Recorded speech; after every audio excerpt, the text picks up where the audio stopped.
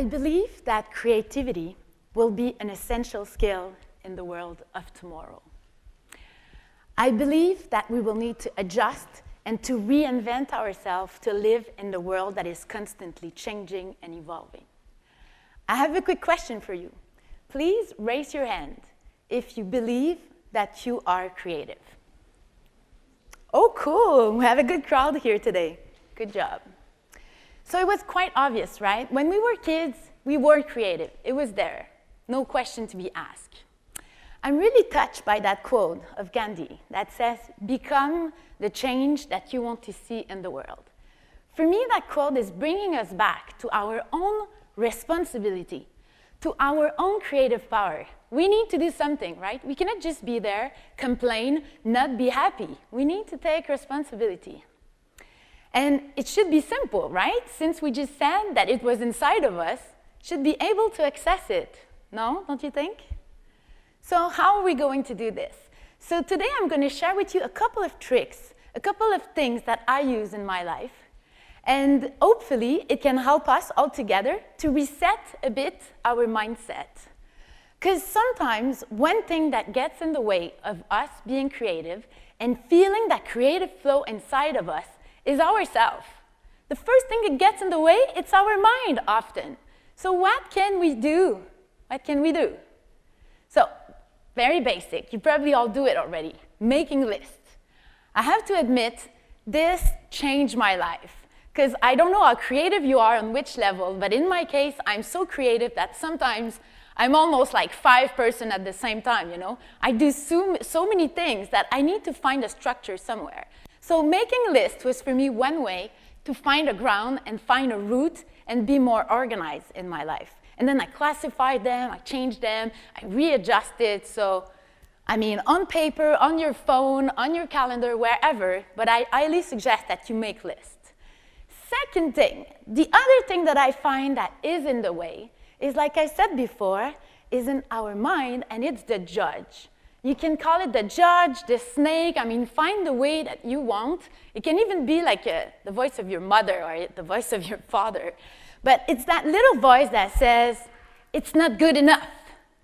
You need to do this again. It needs to be more. It needs to be more precise. It needs to be this. It needs to be all kinds of other things than what it is.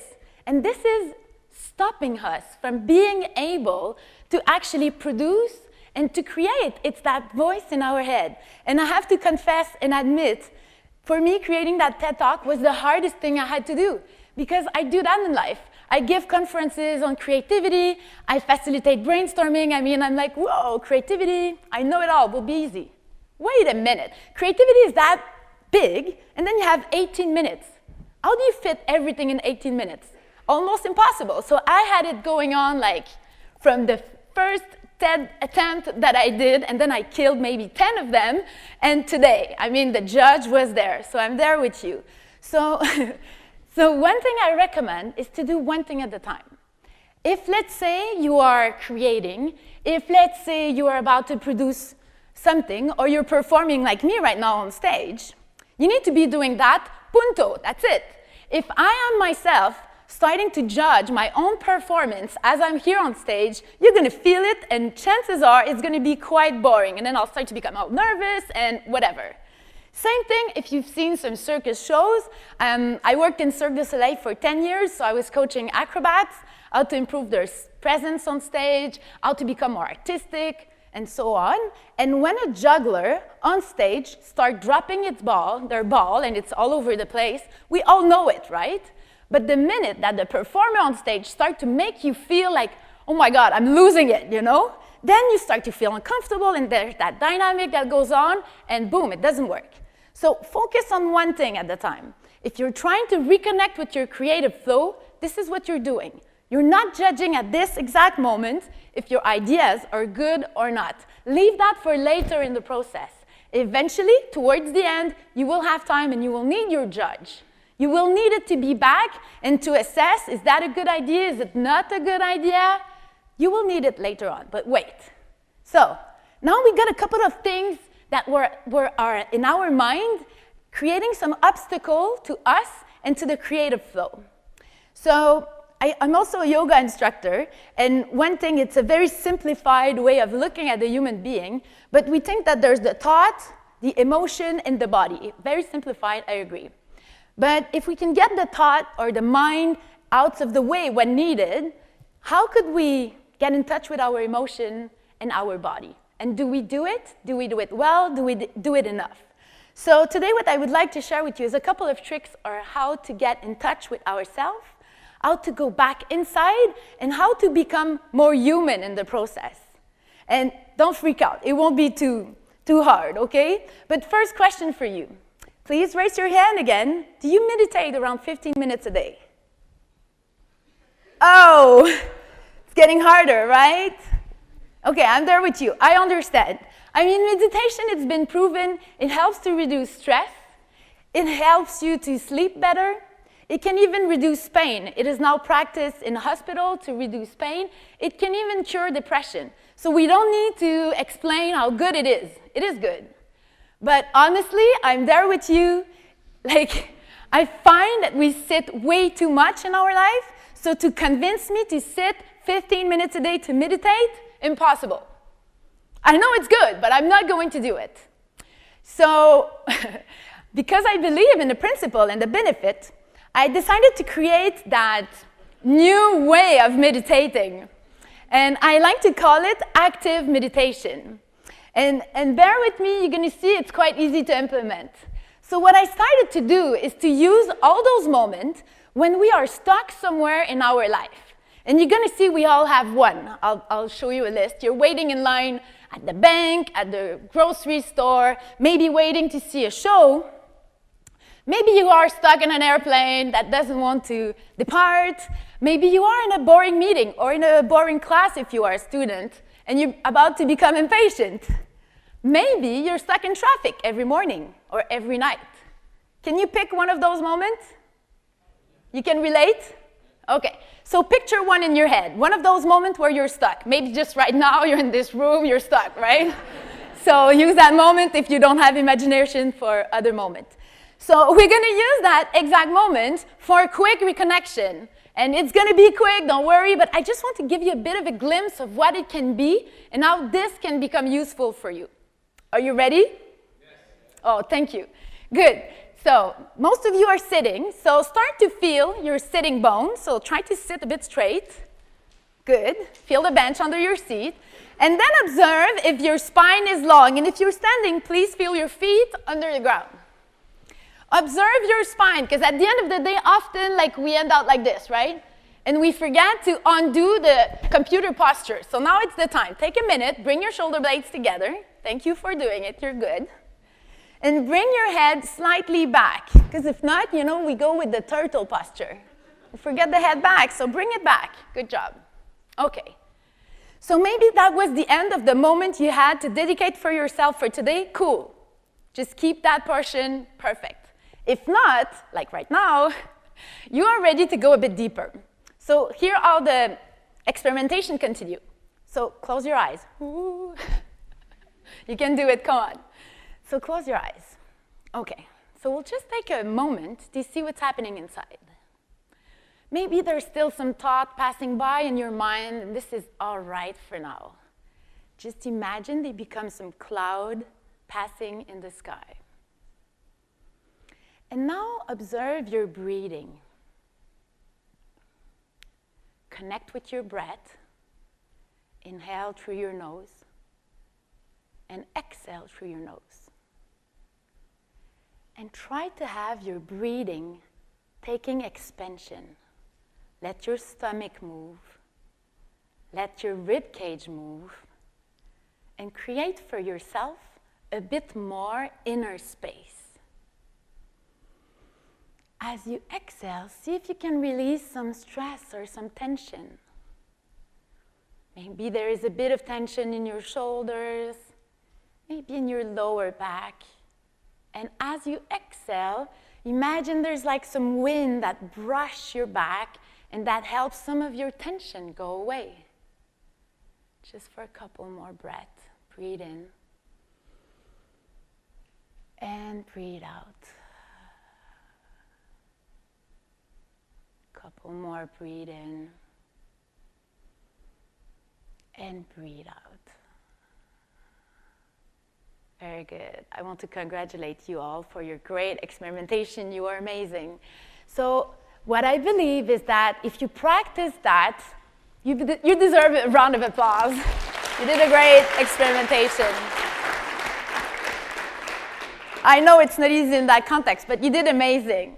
So I believe that if you start to practice this in those moments where you are stuck, and you start to practice that active meditation that I like to call, maybe, most probably, you're going to start to like it. And then next time you walk your dog, maybe you're going to decide to stop a bit longer by the water, in front of the park, in the whatever, and just observe the view and enjoy the moment, and you'll feel connected. And maybe you're going to like it so much that you'll invite some friends to have fun with you and do a bit of yoga or whatever is there for you, or just read by the water. But start to spend some time where you are connected with your humanity. Maybe it's at lunch. You decide to go out, and instead of going in front of your computer to eat, go take a walk and discover some beauty around your office that you might have never seen. Rent a Bixi and go for a ride. I mean, explore the city, and maybe you'll discover that there's a park not so far away from your office that you can enjoy a bit of time there and reset. So I really believe that this is extremely important. And my best tool is right here, a book. Okay, you have your smartphone, whatever. If you prefer to use that, use them. You can also use a recorder. But for me, the book is doing it. I'll explain you why. Sometimes I capture just some nice image, things that are touching me, that inspired me. And sometimes I like to write. I like to write memories, souvenirs, when I was, the year, the date. Sometimes I like to sketch a bit just for fun. And I go back to those books to reconnect with those moments. Oh yeah, there in Saint-Donat, I was feeling like happy and I needed some rest, and it was really good for me to be there in that restful moment. And also, as I was doing my executive MBA here at HEC and McGill, every morning for 30 minutes, they were asking us to take a moment and to reflect with ourselves and to see what we have learned from the previous day, what happened in our life, how can we connect that with work. And that was really rich for the following group discussion in group, and then in bigger groups. So sometimes we tend to talk a lot, but we forget to reconnect. And if it's used at Executive MBA, oh my God, imagine that. It means it's a tool that works, right? They tried it, and I can tell you it works. And I was doing it already, but I believe it can work not only for your personal life, but also for your work life. And as you're going to get deeper into the process, because hopefully you're going to start to practice that, obviously. So as you're going to get deeper in the process, you're going to start to connect with some maybe deeper emotion. And if you haven't spent a lot of time with yourself, it's possible that at first it might feel like a bit like you're walking over something empty, like if you're walking in the darkness, it might be a bit uncomfortable. And I have to say that this is when the paper and the pen becomes very useful. And I like to make that comparison. For me, it is a bit like when you haven't met your old aunt for years, and you didn't visit her, so she's a bit mad. So when you go and visit her, it is possible that she will complain. Maybe she will have complained, you were not there, blah, blah, blah, you didn't visit, how come, I'm not important, and she's gonna victimize, and it's gonna become a big thing. So it's possible that slightly somewhere there's a part that you haven't paid attention to it a lot, and maybe has some complaint. So it's possible as you practice this exercise of reconnecting to yourself and to your humanity, it is possible that a part of you is a bit sad, is a bit maybe angry, and has like something that wants to go out. Here what I did is this beautiful drawing was done with my non-dominant hand, so in my case it's my left hand. So I like to just express myself and let it out on paper. And then because it's with my non-dominant hand, it's obviously ugly, so I don't have to judge myself. It is ugly. Well, what do you want, you know?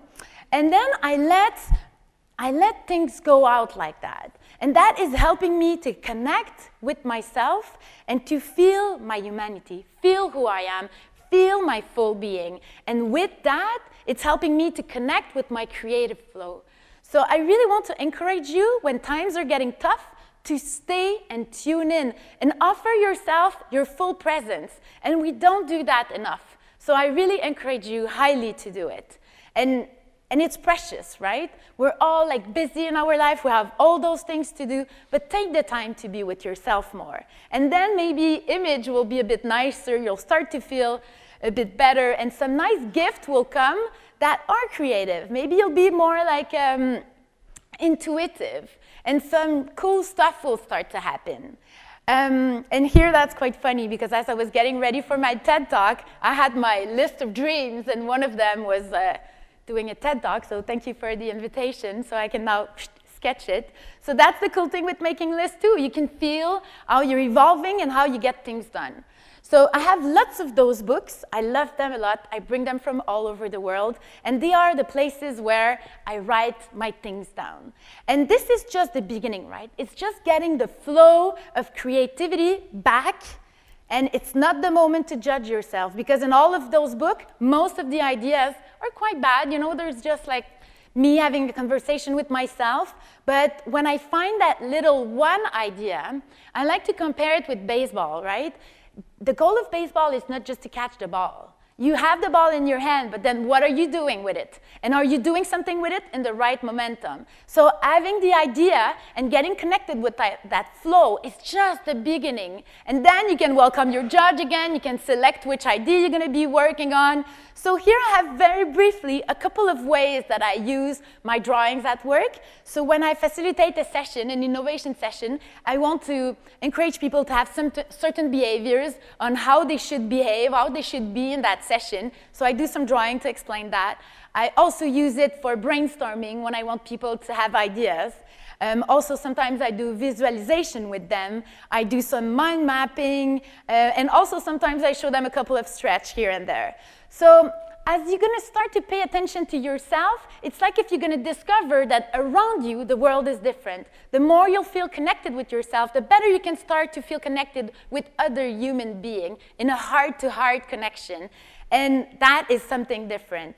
So in order to be able to explain your vision to others, I highly recommend you to also use visualization. That means seeing the project that you're working on is in its completed version, and trying from there to capture how are you going to get there? How are you going to make it happen? And when this becomes clear, you can after share it with colleagues, you can share it with friends, and they will embark upon with you and make this happen. So I believe that by connecting with ourselves, we can better reconnect with others, and like that, together, we can start to create a better world. So a couple of things here. When you're facing a project or an idea, and you have people in front of you that are in that wall, in that judgment, try to see if you can encourage them to switch the question. Like, how could we make it happen? How could we transform that? What can we add or remove to make this idea possible? So use those questions to open people's mind and make them think differently. Change the angle on which you're looking at the project. Change your visions. Take a couple of steps back. Become less less attached to your idea. Look at it from more of a distant angle and see if it's really the idea that you want to work on. So my challenge for you today is each of you, what is that one single small thing that you're ready to commit to change in your life? Is it to do active meditation, connect with yourself, breathe? Is it to write in your book? Is it to take a bit more time to connect with yourself in order to connect better with others? But I believe that if we are all more connected with our human side, then we can together improve our quality of life, and then we can together improve the quality of the world and the life around us. So I want to thank you very much for that.